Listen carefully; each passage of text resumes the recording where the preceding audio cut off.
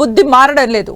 పాక్ కు వంత పాడుతూ బంగ్లాదేశ్ చేస్తున్న కుట్రలతో ఇప్పుడు సౌత్ ఏషియా రాజకీయాలు రగులుతున్నాయి. భారత్ లేకుండానే సౌత్ ఏషియా బ్లాక్ ఏర్పాటుకు ప్లాన్ చేస్తోంది పాక్. భారత్ చుట్టూ ఉన్న ఇరుగు పొరుగు దేశాలను రెచ్చగొడుతూ సౌత్ ఏషియాలో మన దేశానికి వ్యతిరేకంగా కొత్త కూటమిని ఏర్పాటు చేయాలని తెగ ఉబలాట పడుతోంది. మరి ఇండియా ఈ కుట్రల్ని ఎలా తిప్పికొట్టనుంది?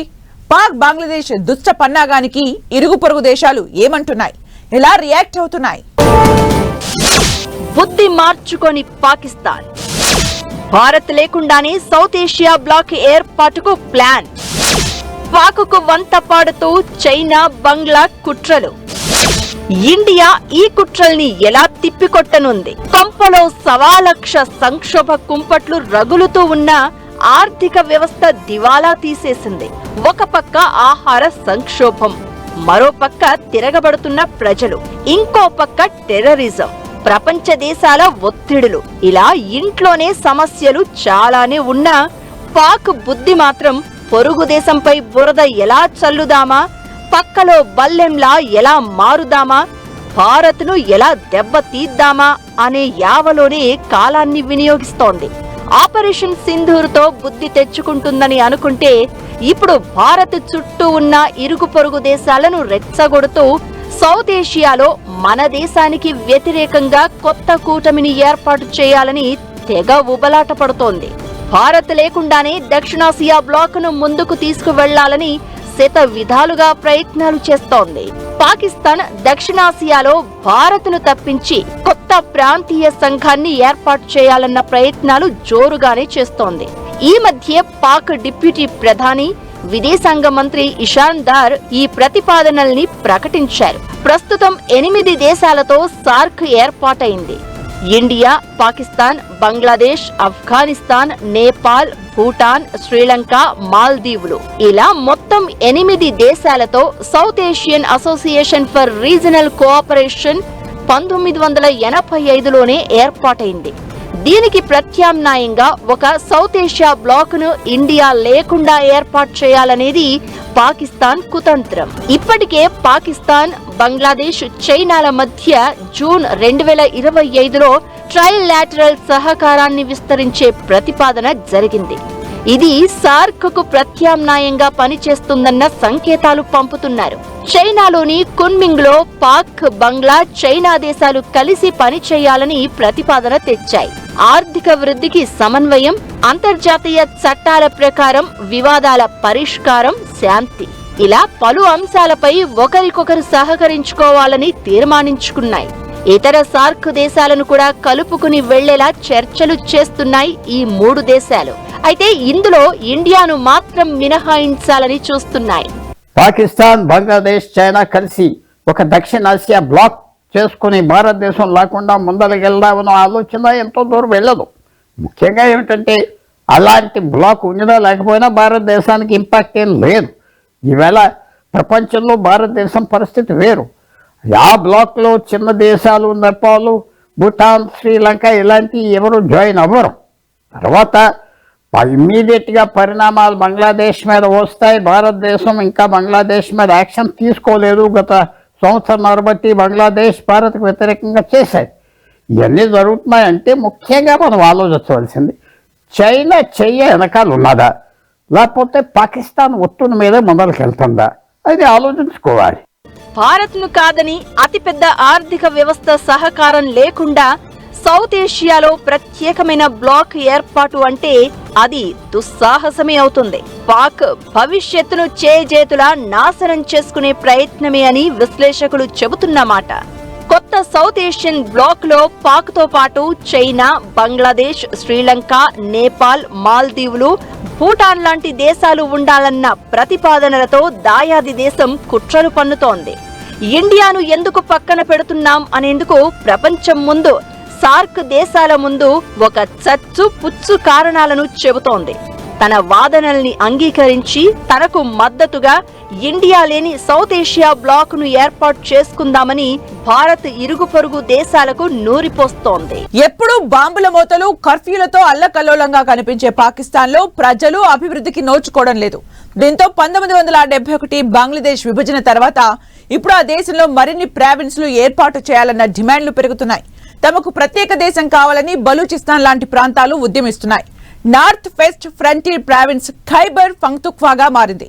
పాక్ ప్రధాని Shehbaz Sharif, army field marshal Asim Munir మధ్య అడ్మినిస్ట్రేటివ్ కోల్డ్ వార్ జరుగుతోంది. ప్రజలు ఆహారం, ఆర్థిక సంక్షోభంలో మగ్గుతున్నారు. కానీ ఇవేవి పాకిస్తాన్ ప్రభుత్వానికి పట్టవు.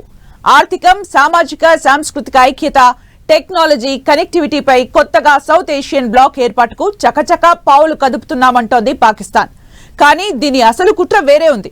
అతిపెద్ద ఆర్థిక వ్యవస్థలో ఒకటిగా ఉన్న భారత్ ను ఎలాగైనా సరే ఇరుగు పొరుగు దేశాల నుంచి సహకారం అందకుండా ఇరకాటంలో పెట్టాలన్నది పాక్ స్ట్రాటజీ. బంగ్లాదేశ్ తాత్కాలిక అధినేతగా మహ్మద్ యూనస్, పాక్ ప్రధాని Shehbaz Sharif, army field martial chief Asim Munir ఆ మధ్య కలిసినప్పుడు సార్క్ కు ప్రత్యామ్నాయంగా సౌత్ ఏషియన్ బ్లాక్ ఏర్పాటుపై చర్చ గట్టిగానే జరిగింది. దశాబ్దానికి పైగా సార్క్ యాక్టివ్ గా లేదు. అందులోని కూటమి దేశాలు సదస్సులు చేపట్టింది లేదు. కాబట్టి భారత్ను పక్కన పెట్టేసి చైనాను కలుపుకుని మిగతా దక్షిణాసియా దేశాలతో మళ్లీ సహకార కూటమిని ఏర్పాటు చేసుకుందామన్న ప్రతిపాదనలు పాక్, బంగ్లాలు తీసుకొచ్చాయి. ఇప్పటికే ట్రయల్ లాటరల్ కోఆపరేషన్ కోసం చైనా, పాక్, బంగ్లా ఒక్కటయ్యాయి. కానీ చిన్న దేశాల నుంచి సౌత్ ఏషియా బ్లాక్ ఏర్పాటుకు మద్దతు కరువవుతోంది. భారత్ లేకుండా కూటమి కట్టడం అంటే భవిష్యత్తులో సమస్యల్ని కొని తెచ్చుకోవడమే అని ఇరుగు పొరుగు చిన్న దేశాలకు బాగా తెలుసు. 1985లో సార్క్ ఏర్పాటయ్యాక 2007లో ఆఫ్ఘనిస్తాన్ అందులో చేరింది. 2016 ఉరి దాడి తర్వాత భారత్ ఇస్లామాబాద్ లో సార్క్ సమ్మిట్ ను బహిష్కరించింది.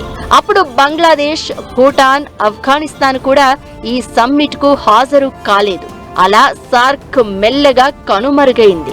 ఈ ఏడాదిలో పాక్ టెర్రరిస్టులు కశ్మీర్లోని పహల్గామ్లో దాడులకు దిగారు.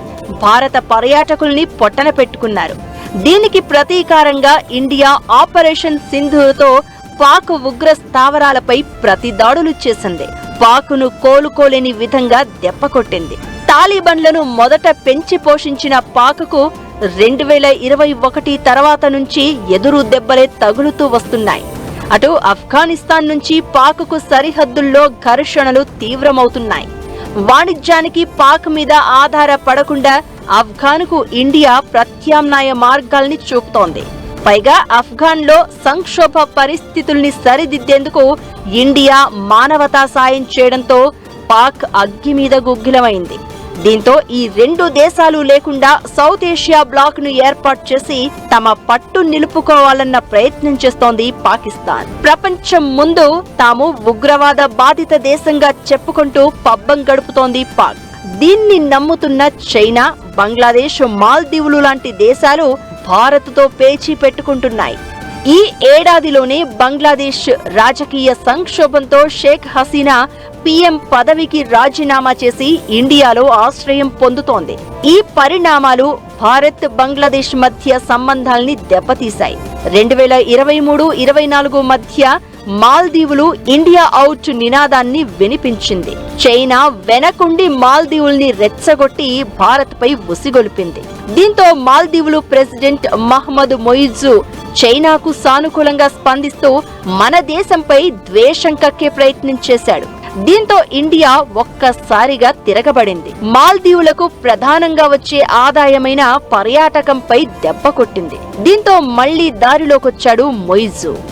చైనా లేకుండా పాకిస్తాన్ చేయగలిగిన ఏం లేదు. 1962 నుంచి పాకిస్తాన్ వాడుకుంటున్న చైనా భారతదేశం మీద ఇప్పుడు కూడా అలాగే చేస్తుంది. చైనాకి అర్థమైంది ఏంటంటే ఇలాంటి చిన్న దేశాలందరినీ కూడగట్టుకుని భారతదేశం మీద ఏదో బ్లాక్స్ కడితే భారతదేశం వెనక్కి వెళ్ళిపోతుందని పని జరగట్లేదని తెలుసు. నేపాల్తో స్నేహం, శ్రీలంకతో స్నేహం, బంగ్లాదేశ్తో స్నేహం, పాకిస్తాన్తో స్నేహం, ఎంతో ఖర్చు చైనాకి అయిపోతుంది. దానివల్ల ఎంతో ఉపయోగం ఉన్నది. చైనా కూడా ఆలోచించుకుంటుంది. మాల్దీవ్స్తో భారతదేశానికి దూరం చేయాలని చైనా వెళితే మళ్ళీ సంవత్సరంలో మాల్దీవ్స్ చైనాను వదిలేసి భారతదేశానికి తిరిగి వచ్చింది. అలాగే శ్రీలంక కూడా చేస్తుంది. చైనాకి పూర్తిగా అర్థమైంది పేద దేశాలు అందరూ ఎవరైతే భారతదేశానికి కొంచెం వ్యతిరేకంగా ఉన్నారో చైనాని ఎక్స్ప్లాయిట్ చేద్దామని చేస్తున్నారు. చైనా కూడా జాగ్రత్త పడింది. పాక్, బంగ్లాదేశ్ కలిసి మాల్దీవులు, శ్రీలంక, నేపాల్, భూటాన్ లాంటి దేశాలను రెచ్చగొట్టేలా చేసి ఇండియాపై విషం చిమ్మాలని కుట్రలు చేస్తున్నాయి. కానీ ఆ పప్పులేం ఉడకడం లేదు. ఇండియా ఆర్థిక వ్యవస్థ చాలా బలంగా ఉంది. పొరుగు దేశాలు ఇబ్బందుల్లో ఉంటే పెద్ద దిక్కులా సాయం చేస్తోంది. కాబట్టి మయన్మార్, నేపాల్, భూటాన్, శ్రీలంక, ఆఫ్ఘనిస్తాన్ లాంటి దేశాలు భారత్ను దూరం చేసుకోవాలని అనుకోవడం లేదు. ఇదే కొత్త సౌత్ ఏషియా బ్లాక్ ఏర్పాటుకు ప్రధాన అడ్డంకిగా మారాయి. ఒకవేళ భారత్ను దెబ్బ కొట్టాలని చైనా, పాకిస్తాన్, బంగ్లాదేశ్ ప్రయత్నించినా చిన్న దేశాలు ఏమాత్రం సహకరించే స్థితిలో లేవు. కాబట్టి ప్రత్యర్థి దేశాల కుట్రలు కేవలం ఆలోచనలకే పరిమితమవుతాయే కానీ ఆచరణ సాధ్యం కాదు అన్నది నిపుణులు చెబుతున్న మాట.